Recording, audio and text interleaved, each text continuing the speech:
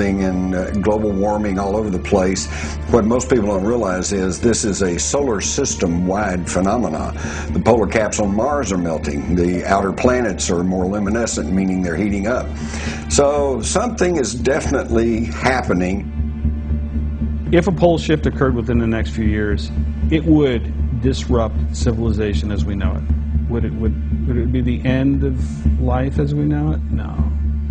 But it would be such a major change that it would mark the end of an era that we probably all had assumed was eternal.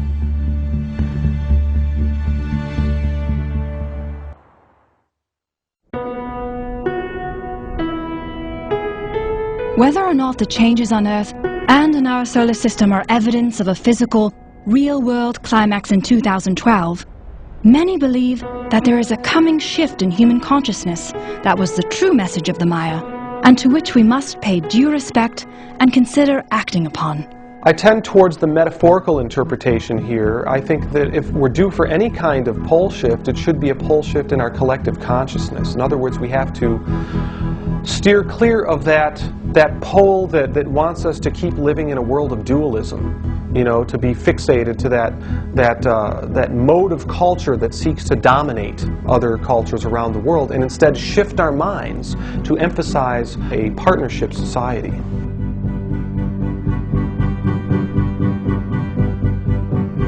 The work of John Major Jenkins, very important.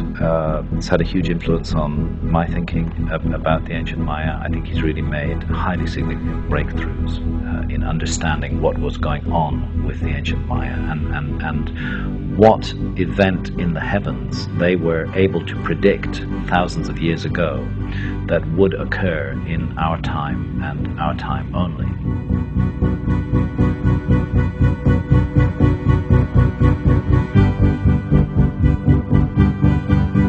Maya appear to have been able to do that thousands of years ago, to cast forward to a time which marks the end of the calendar system, when the sun appears in the dead center of the Milky Way galaxy. And I take this as a marker. They knew that that would happen. It's easy to read into it a cataclysmic end of the world in our age. But John Major Jenkins' work has been particularly helpful in showing that it's easy to read another possibility into it too, which is, yes, the world age will come to an end. Everything that has been built for the last 5,000 years will be up for grabs.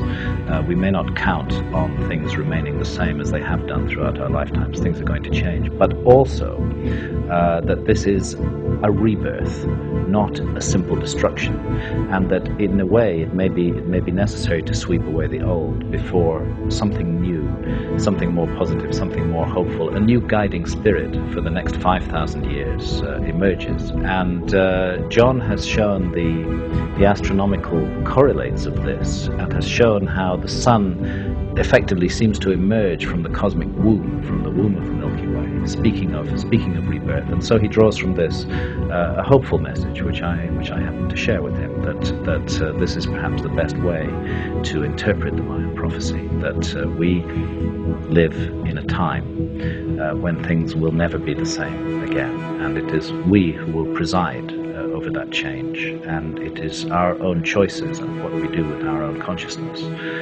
that will govern whether that change is for good or for evil.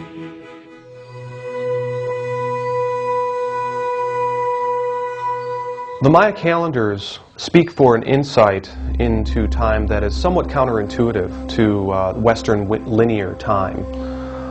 For the Maya, it's cyclic, but it's not only an insight into the cyclic nature of time, but it's a vision of time and cycles as a breathing out and a breathing in. You know, moving out of connection to our true selves and then moving back into relationship with our true selves. The long count cycle, which we understand is one of the grand cycles of the Maya, it was conceived of as a creation moment and a completion of a cycle.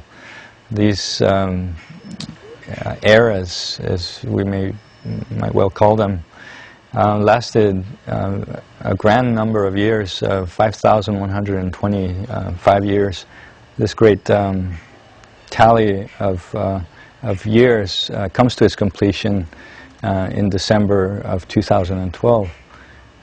Curiously enough, it also coincides with the winter solstice.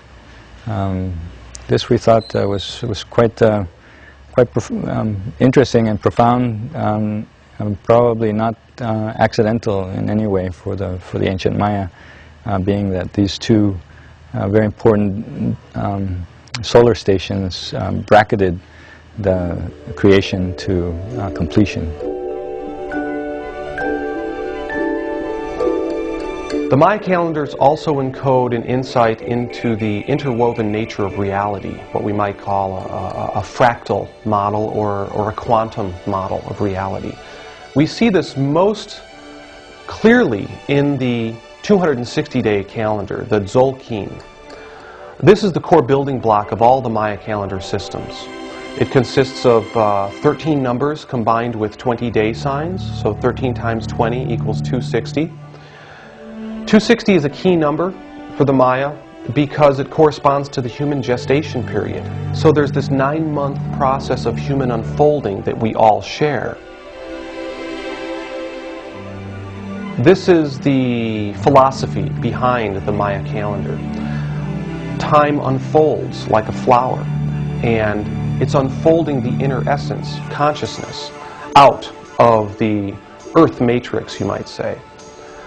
Another use for the 260-day calendar is that it corresponds to the interval between planting and harvesting of corn in the highlands. So that's an agricultural metaphor. Most incredibly, the 260-day calendar is used as a key in the Maya almanacs. The Maya almanacs are calendars that schedule the appearance of Venus and Mercury and Mars. So there's this very, very important astronomical reference in the 260-day Tzolk'in calendar as well.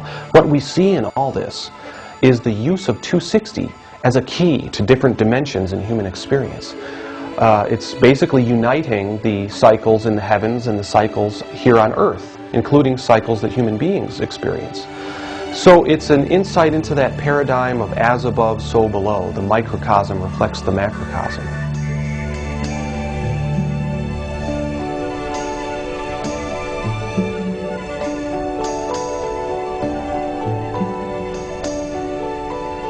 We do the same thing in our cultures. We celebrate yearly cycles, we celebrate century cycles, and oftentimes these cyclical changes come with a deeper, foreboding, ominous feeling to them.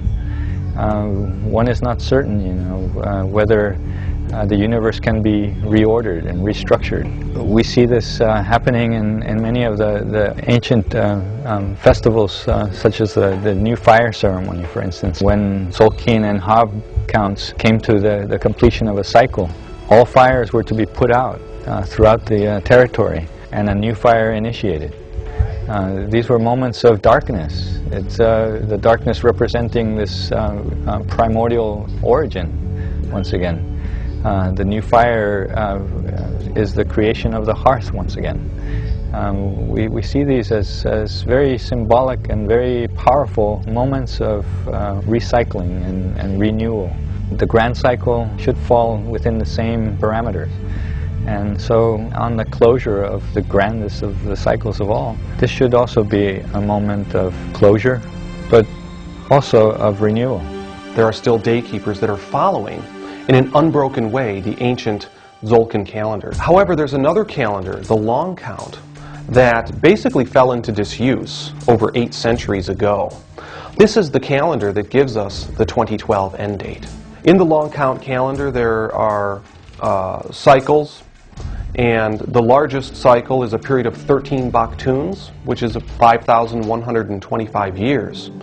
This 13 baktun cycle was conceived of by the Maya as one world age. So it's a key to understanding the Maya doctrine of the world ages that we find in the creation mythology.